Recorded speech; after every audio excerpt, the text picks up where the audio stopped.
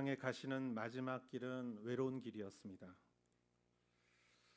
호산나 하며 예수님을 맞이했던 군중들은 예수님을 십자가에 못 박으라고 외치는 군중으로 변했습니다. 요한복음 13장 1절에는 예수님이 그 제자를 사랑하시되 끝까지 사랑하셨다라고 말하고 있습니다. 요한복음 13장에서 17절은 예수님과 제자들과의 깊은 대화이며 중보 기도입니다. 그럼에도 불구하고 그 중에 한 제자 가룟 유다는 예수님을 배신하고 은 30냥에 예수님을 팔고 맙니다. 그리고 그는 죄책감에 자살을 했고 그 돈은 성전의 금고로 다시 돌아갈 수 없었기 때문에 나그네를 위한 묘지를 샀고 그 밭의 이름은 피밭이다 이렇게 불리움 받았습니다. 가룟 유다는 예수님을 배반한 제자로 알려지게 되었죠. 그러나 어떤 면에서 보면 모든 제자들은 예수님을 배반했습니다. 예수님이 겟세마네 동산에서 잡히실 때 모든 제자는 도망갔고 특히 어느 한 제자는 자기의 겉옷을 누가 붙잡자 그 겉옷을 벗어버리고 알몸으로 도망갔다라고 마가복음은 말하고 있습니다. 그 중에도 예수님의 수제자였던 베드로는 예수님을 절대 끝까지 쫓아가겠다고 말했지만 맹세를 했지만 그는 예수님을 모른다고 3번이나 부인했고 세 번째는 저주하며 예수님을 모른다고 부정을 했습니다. 모든 사람들이 제자들조차 예수님 곁에 없었고 예수님은 그 외로운 십자가의 길을 홀로 걸어가셨습니다. 예수님은 십자가에 죽으시고 장사되어 무덤에 넣어졌고 그러나 사흘 만에 그 주일 아침 예수님은 부활하셨고 영생을 우리에게 보여주셨습니다. 그 이후에 40일 동안 예수님은 부활을 증거하셨고 제자들은 예루살렘에 남아 성령 강림을 체험하고 그곳에 최초로 교회 공동체가 탄생했습니다. 그 공동체의 지도자가 바로 베드로였죠. 베드로는 훗날 로마에서 순교했고 그는 지금도 존경받는 사도로서 그 이름이 알려졌습니다. 저는 항상 마음속으로 가룟 유다와 베드로를 생각합니다. 둘 다 사실은 예수님을 배신한 것은 아닌가.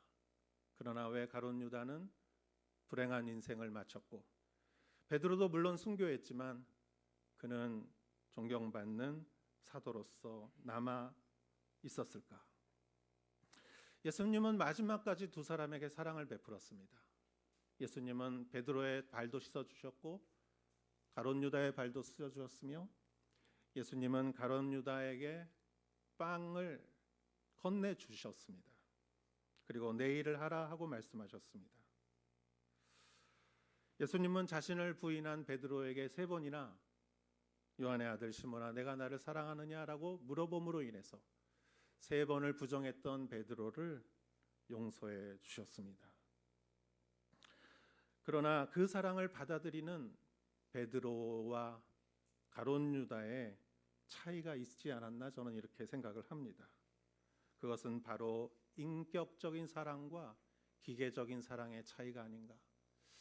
예수님은 모든 사람들에게 진심으로 사랑을 베풀었지만 베드로는 그것을 인격적인 사랑으로 받아들였고 가룟 유다는 그것을 기계적인 사랑으로 받아들인 것은 아닌가 생각을 해봅니다. 그 내용을 보기 위하여 우리가 30절을 다시 한번 보겠습니다. 유다는 빵 조각을 받은 후 밖으로 나가 버렸습니다. 그때는 밤이었습니다. 아멘. 유다가 빵을 받자 사단이 그에게 들어갔습니다라고 27절이 말하고 있습니다. 사단은 무엇입니까? 타락한 천사입니다. 사단은 하나님 곁에서 하나님께 오는 영광이 너무 부러워서 사단은 그 하나님의 영광을 자기가 가로채는 것을 목적으로 그 천사는 사단이 되어 버렸습니다. 유다는 3년 동안 예수님과 같이 동거동락했지만 예수님을 인격적으로 만나지 못했습니다. 그의 영광은 권력이었고 재물이었습니다. 그는 예수님을 이렇게 보니까, 예루살렘을 향하여 가는 예수님을 보니까 권력은 이미 글렀다라고 그는 판단했을 거예요. 아마 이분 옆에 있어서 권력을 찾기는 어렵겠다. 그래서 그에게 남겨진 하나는 금전이었죠. 재물을 얻기 위한, 지금 이것을 하지 않으면 재물도 얻기 어렵겠다라고 그는 판단했을 것입니다. 세계관을 분별하라는 책을 제가 요즘 읽고 있습니다만, 그 안에 기계적인 사랑과 인격적인 사랑에 대해서 이렇게 말해주고 있습니다. 기계적인 사랑은 무엇인가? 사단이 하나님의 오는 영광을 뺏기 위하여, 그 영광을 가로채기 위하여 하나님과의 인격적인 관계를 방해하는 것이 사단의 책략이고, 인격적인 관계를 기계적인 관계로 바꾸는 것이 사단의 책략인데, 그 기계적인 사랑은 마치 무엇과 같으냐면은 자판기 사랑과 같다라고 말을 합니다. 자판기에는 인격이 없습니다. 자판기는 동전을 넣는 대로 넣는 만큼 주스가 나오게 되어 있습니다. 가룟 유다는 예수님께 자신의 인생을 투자했습니다. 예수님께 자기의 모든 것을 포기하고 3년이라는 시간을 투자했고, 그 안에서 일을 했습니다.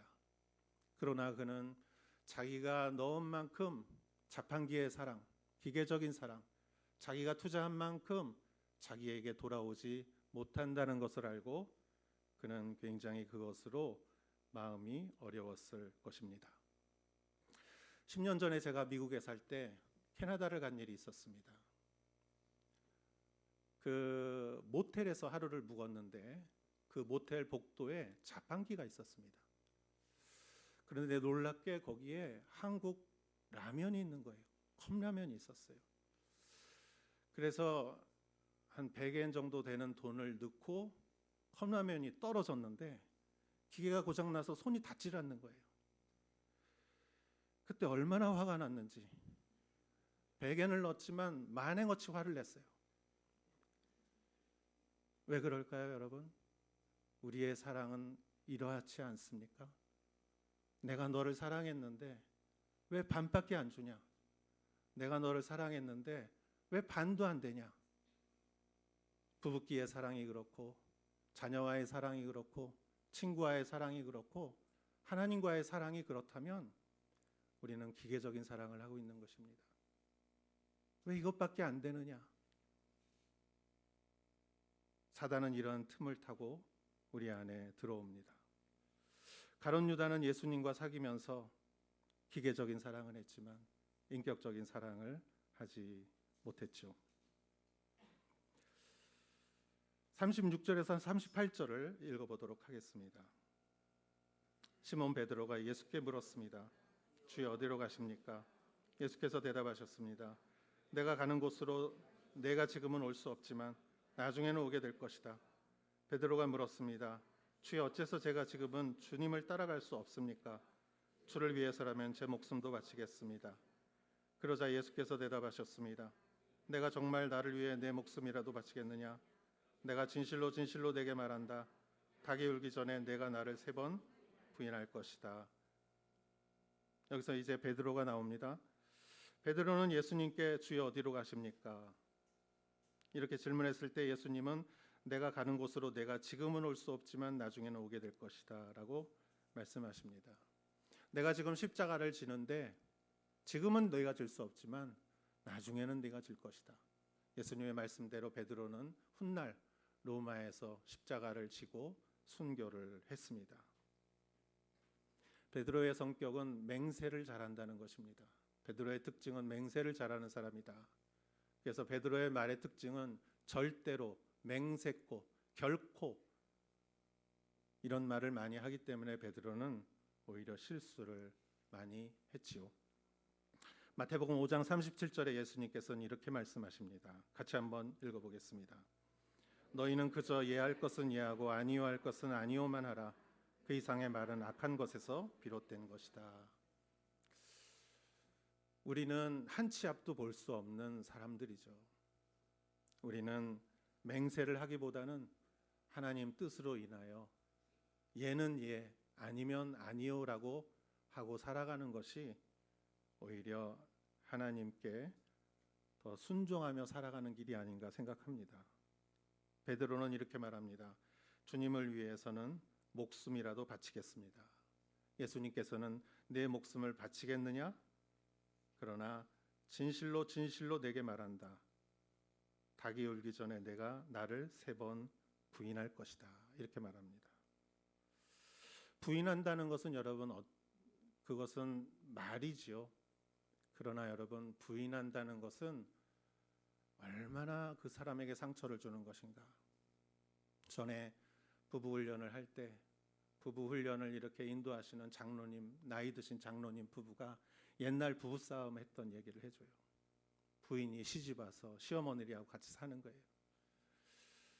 그 외아들, 남편을 잃고 외아들만 바라보고 살던 시어머니가 며느리가 오니까 이 마음이 너무 어려워요. 아들을 빼앗긴 것 같아요. 그리고 아들이 하는 말마다 부인 말만 들어주는 것 같아요. 그래서 아들하고 부인하고 셋이서 이렇게 모여서 말싸움이 나면서 그 시어머니가 아들한테 이렇게 말했어요. 이 녀석 부인한테 푹 빠져가지고. 그때 장로님이 어떻게 대답하셨는 줄 아세요? 어머니, 아니에요. 저 이 여자한테 푹 빠지지 않았어요. 그때 그 권사님이 이렇게 말씀하셨어요. 그때 저는 땅 속에 구멍이 있어서 저는 구멍 속으로 쑥 들어간 느낌이었습니다. 내 존재가 이 남자한테, 남편 바라보고 왔는데 이 남자한테 부정당하니까 내가 없어진 것 같았습니다. 여러분, 예수님의 마음은 어땠을까? 얼마나 아팠을까요? 베드로는 예수님께 큰 상처를 남기고 말았습니다. 그러나 베드로가 회복할 수 있었던 이유는 그가 예수님과 인격적인 사랑을 나누었기 때문입니다. 기계적인 사랑이 아닌 인격적인 사랑. 31절에서 35절까지의 말씀을 보도록 하겠습니다. 유다가 나간 뒤 예수께서 말씀하셨습니다. 이제는 인자가 영광을 받게 됐고 하나님께서도 인자로 인해 영광을 받게 되셨다.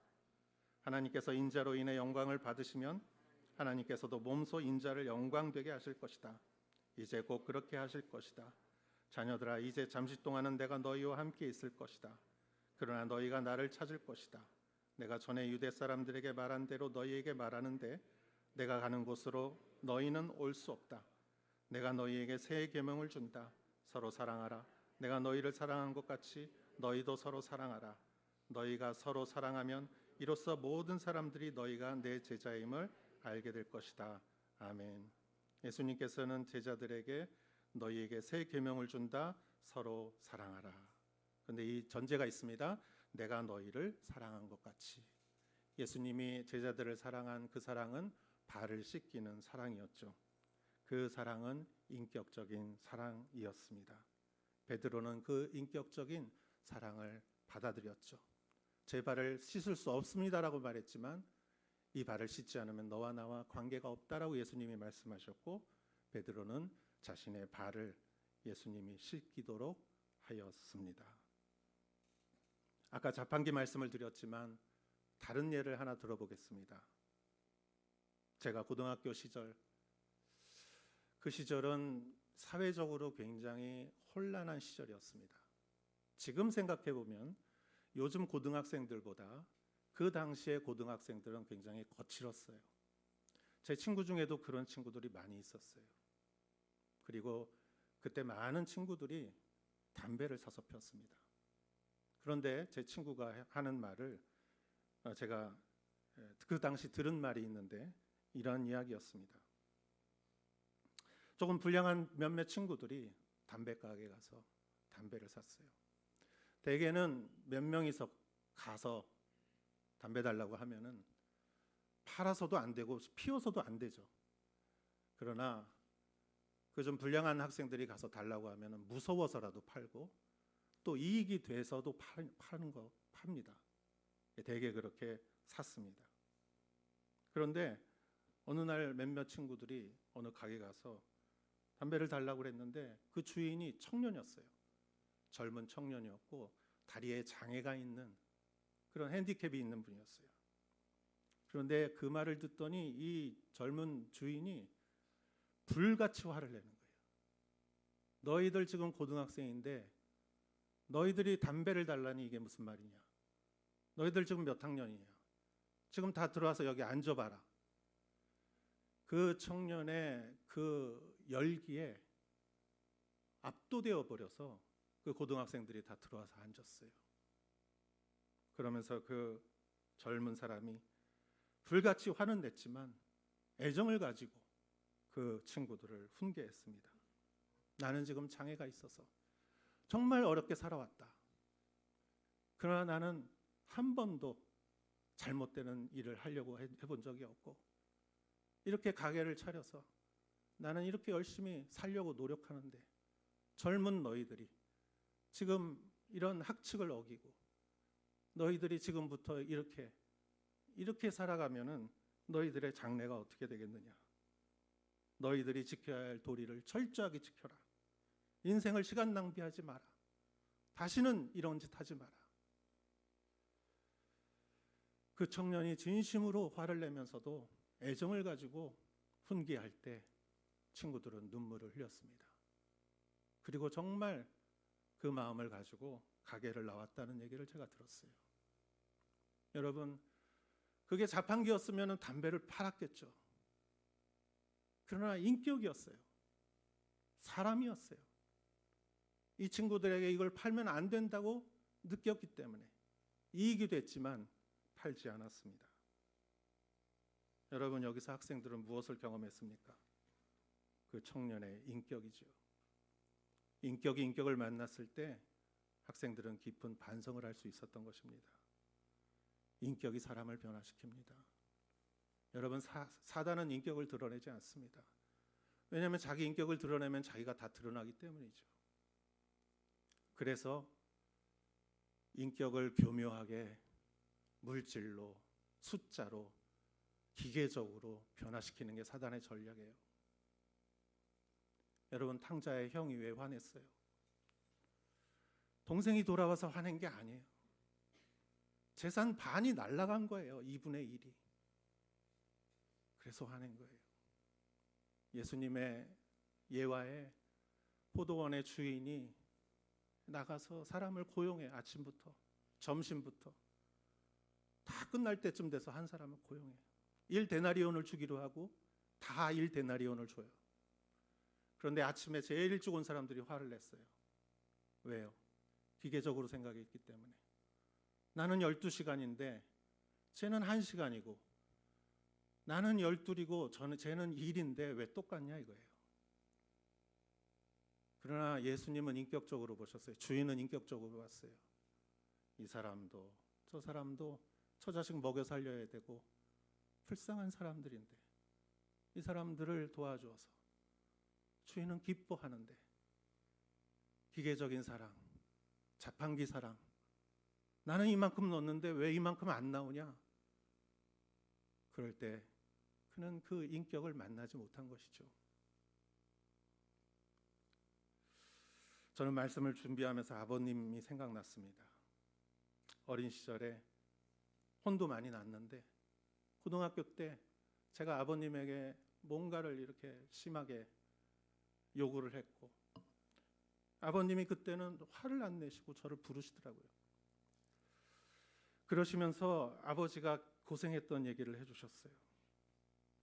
5 형제의 장남으로서 고생한 얘기, 초등학교 5학년 때 홀로 일본에 와서 고생한 얘기, 동경에 그 폭탄이 떨어지는 그 공습에서 그 살아난 이야기, 전쟁 끝나고 가족들 먹여 살리고 고생하다가 정말 다리에 힘줄이 울퉁불퉁 튀어나온 그러한 이야기를 하시면서 아버님이 눈물을 흘리셨고 저도 눈물을 흘리며 아버님께 죄송하다고 말하고 그리고 그 다음부터는 아버님이 저를 혼내질 않으셨어요.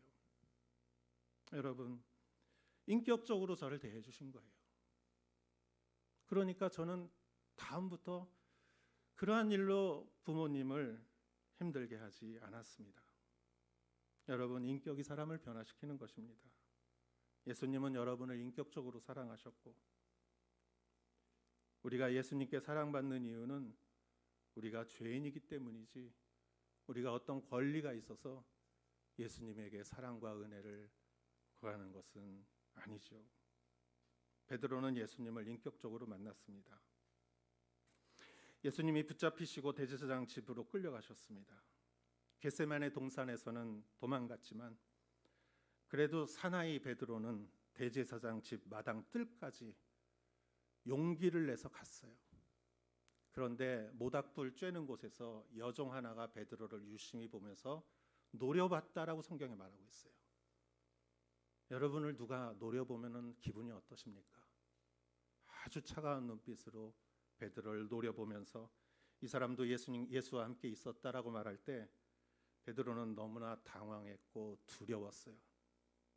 그는 자기도 모르게 여자여 나는 그를 모르라고 말했어요. 그런데 다른 사람이 또 이런 말을 합니다. 같은 말을 했어요. 두 번째, 이 사람아 나는 아니란 말이요. 세 번째, 너도 예수와 한패지라고 했을 때 베드로는 저주를 하며 부인하며 그때 누가복음서에는 예수님과 눈이 마주쳤다라고 말을 하고 있습니다. 또 그 순간에 닭이 울었습니다. 베드로는 닭이 울기 전에 내가 나를 3번 부인할 것이다 하신 말씀이 기억났고 밖으로 나가 한없이 울었다라고 성경은 말하고 있습니다. 그리고 그는 그 죄를 회개하고 예수님께 용서를 받았습니다. 베드로는 괴롭고 슬펐지만 이 과정을 통해 예수님을 인격적으로 만났던 것입니다. 여러분, 우리는 어떻게 예수님을 인격적으로 만날 수 있을까요? 인격이라는 것은 지정의를 말하는 것이 아닙니까? 우리는 먼저 내가 죄인임을 알고 죄인으로서 예수님 앞에 나가야 합니다. 타인의 죄가 아니라 남의 죄가 아니라 내 죄를 가지고. 여러분, 병원에 가서 의사 앞에 앉았는데 어디가 아프시죠? 저 여기도 괜찮고요, 여기도 괜찮고요. 괜찮아요. 그럼 왜 오셨죠? 가시죠. 그러지 않겠어요? 여러분, 우리가 예수님 앞에 나아갔을 때 저 잘했어요 이렇게 나가는 게 아니에요. 예수님, 통회하는 마음으로 저는 죄인입니다. 우리는 나의 더러운 발을 예수님 앞에 내밀어야 돼요. 그것이 쉽지는 않아도 내 발을 씻어줄 유일한 분은 예수 그리스도입니다. 여러분, 우리는 예수님 앞에 내 죄를 가지고 매일 나가야 돼요. 우리가 나빠서가 아니에요. 우리가 거룩해지기 위해서예요. 두 번째, 우리는 통회하는 마음을 가져야 합니다. 베드로는 닭이 울었을 때 한없이 울었습니다. 시편 51편에 그 살인과 불륜을 저지른 다윗은 회개하며 주님이 기뻐하시는 것은 상처받은 영혼입니다. 통회하는 영혼입니다. 뉘우치며 내 마음을 통회하며 주님 앞에 나아갈 때 주님은 우리를 안아주시는 분이십니다. 세 번째, 의지적으로 나가야 합니다. 우리는 사람은 게으릅니다. 우리는 의지적으로 바디메오처럼 내 의지를 가지고 오늘은 쉴까라고 생각하지 마시고 오늘도 말씀을 가지고, 그런 의미에서 우리는 생명의 삶을 한다는 것이 얼마나 축복인지 몰라요. 생명의 삶을 만드는 그 출판사 직원들은 눈물로 큐티하면서 그 책을 만들어요. 여러분, 그 말씀을 가지고 가십시오. 의지를 가지고 예수님을 만나십시오. 내 부족하고 허물과 내 약함을 가지고 예수님 앞에 나가십시오. 말씀 앞에 나가십시오. 통회하는 마음으로 나가십시오. 그때 예수님의 음성을 들으십시오. 예수님의 위로와 때로는 훈계와 예수님이 우리에게 주시는 양심의 찔림과 어떤 면에 있어서는 나에게 주시는 어떤 믿음의 권면과 또한 우리에게 주시는 영원한 생명에 대한 확신의 말씀을 우리가 들을 때 내 더러운 발을 씻으시는 예수님의 그 손이 느껴질 때, 내 찔림받은 그 마음 깊은 곳을 예수님이 용서해 주시는 그 예수님의 사랑을 느낄 때 우리는 인격적으로 예수님을 만나갈 수 있는 것이죠. 예수님과 인격적인 관계를 갖고 가는 사람은 뭔가를 얻어서 축복을 받는 것, 축복이라고 생각하는 것이 아니라 지금 이 상태가 너무나 예수님이 주시는 이 삶 자체가 축복이라고 느끼는 사람인 것입니다. 그렇기 때문에 이 삶을 내가 전해야 되기 때문에 전도하는 것이고 선교하는 것이지요. 예수님은 인격적으로 여러분과 교제하기를 원하십니다. 어제도 오늘도 내일도 그러한 여러분 되시기를 주님의 이름으로 축원합니다. 기도하겠습니다.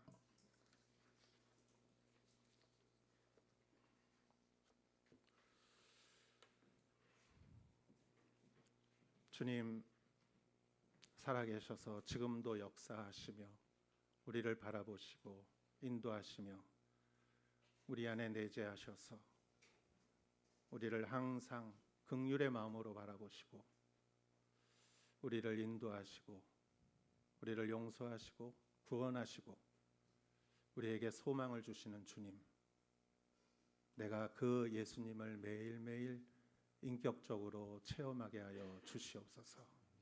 말씀 앞에 나가게 하시고 내 모든 마음을 당신께 드리게 하시고 아버지 하나님, 주님의 말씀에 귀를 기울이게 하여 주시옵소서. 예수님의 이름으로 기도했사옵나이다. 아멘.